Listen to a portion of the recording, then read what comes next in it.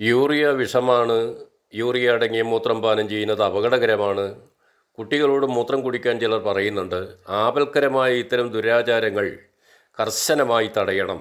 ശാസ്ത്രത്തിൻ്റെ അടിസ്ഥാന ധാരണകൾ പോലും ഇല്ലാത്തവരാണ് ഇത്തരം പ്രചാരണങ്ങളിൽ ഏർപ്പെടുന്നത് എന്നൊക്കെ ശാസ്ത്രജ്ഞർ എന്ന നാട്യത്തിൽ അഭിപ്രായം തട്ടിമുളിക്കുന്ന ഡോക്ടർമാരുടെയും PhD-കാരുടെയും ഒക്കെ അറിവിലേക്കായി ഏറ്റവും പുതിയ ചില ശാസ്ത്ര ഗവേഷണ ഫലങ്ങളെക്കുറിച്ച് പറയാം. മൂത്രത്തിൽ മാത്രമല്ല മുലപ്പാലിലും യൂറിയ അടങ്ങിയിട്ടുണ്ട് എന്നാണ് 2023 നടന്ന ഈ ഗവേഷണം തെളിയിച്ചിരിക്കുന്നത്. 2023 ഇറങ്ങിയ ഗട്ട് മൈക്രോബ്സ് എന്ന സയൻറ്റിഫിക് ജേണലിൽ ഇത് സംബന്ധിച്ചിട്ടുള്ള പ്രബന്ധം പ്രസിദ്ധീകരിച്ചിട്ടുണ്ട്. ഇതുമായി ബന്ധപ്പെട്ടിട്ടുള്ള പരീക്ഷണങ്ങൾ നടന്നത് അമേരിക്കയിലെ മസാച്യുസെറ്റ്സ് യൂണിവേഴ്സിറ്റിയിലെ ഡോക്ടർ സെലാസ് ലാബിലാണ്.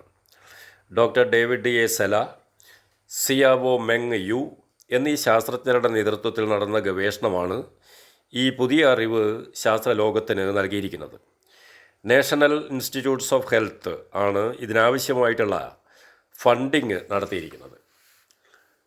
പ്രോട്ടീൻ ദഹിക്കുന്നതിൻ്റെ ഭാഗമായി ഉൽപ്പാദിപ്പിക്കപ്പെടുന്ന നൈട്രജൻ അടങ്ങിയ ഉൽപ്പന്നമാണ് യൂറിയ എന്ന് നമുക്കറിയാം. ശിശുവിൻ്റെ ദഹന വ്യവസ്ഥയിലും കുടലിലും കുഞ്ഞിൻ്റെ ആരോഗ്യത്തെ സംരക്ഷിക്കുന്ന ഫ്രണ്ട്ലി ബാക്ടീരിയകളുടെ കോളണികൾ ഉണ്ട്. കുഞ്ഞ് മുലപ്പാൽ കുടിക്കുമ്പോൾ അതിലടങ്ങിയ യൂറിയ ഈ മിത്ര ബാക്ടീരിയകൾ സ്വന്തം വളർച്ചയ്ക്കായി പ്രയോജനപ്പെടുത്തുന്നു. അതായത് യൂറിയ വിഷമായല്ല പ്രവർത്തിക്കുന്നത്, മിത്ര ബാക്ടീരിയകളെ വളരാനുള്ള പ്രീബയോട്ടിക്കുകൾ ആയിട്ടാണ് പ്രവർത്തിക്കുന്നത് എന്നർത്ഥം. യൂറിയ ആഹരിക്കുന്ന മിത്ര ബാക്ടീരിയകൾ തിരിച്ച് കുഞ്ഞിൻ്റെ വളർച്ചയ്ക്ക് ആവശ്യമായ വിറ്റാമിനുകളും പോഷകങ്ങളും ഗുണകരമായ കോമ്പൗണ്ടുകളും ഉൽപ്പാദിപ്പിച്ച് തിരിച്ചു നൽകുന്നു. മുലപ്പാലിൽ യൂറിയ ഉള്ളതുപോലെ കുഞ്ഞിൻ്റെ ദഹന വ്യവസ്ഥയ്ക്ക് സ്വയം ദഹിപ്പിക്കാനാകാത്ത തരത്തിലുള്ള സങ്കീർണമായ ഷുഗർ കണ്ടൻസും ഉണ്ട്. ഇതും യൂറിയയെപ്പോലെ ശിശുവിൻ്റെ കുടലിനകത്ത് മിത്ര ബാക്ടീരിയകളുടെ കോളണികൾ രൂപപ്പെടുന്നതിന് സഹായിക്കുകയാണ് ചെയ്യുന്നത്. ഈ ബാക്ടീരിയകൾ ശിശുവിൻ്റെ കോശങ്ങളെയും കലകളെയും, അതായത് ടിഷ്യൂകളെയും വളർന്ന് പാകപ്പെടുന്നതിന് സഹായിക്കുന്നു. അവ ശിശുവിൻ്റെ വളർച്ചയ്ക്ക് ആവശ്യമായ ബയോകെമിക്കൽ റിയാക്ഷൻസിനെ പ്രചോദിപ്പിക്കുന്നു. ഇത് ശിശുവിൻ്റെ രോഗപ്രതിരോധത്തെ ഉത്തേജിപ്പിക്കുന്നു. സങ്കീർണമായ ഈ ഷുഗർ കണ്ടൻസിനെ ഒളിഗോസാച്ചുറൈഡ്സ് എന്നാണ് പൊതുവെ പറയാറ്. ഈ ഷുഗേഴ്സ് ഭക്ഷിച്ചുകൊണ്ട് ബാക്ടീരിയ തഴച്ചു വളരുകയും അവ കുഞ്ഞിൻ്റെ വളർച്ചയ്ക്കാവശ്യമായ വിറ്റാമിനുകളും മറ്റ് പോഷകങ്ങളും ഉൽപ്പാദിപ്പിച്ച് തിരിച്ചു നൽകുകയും ചെയ്യുന്നു.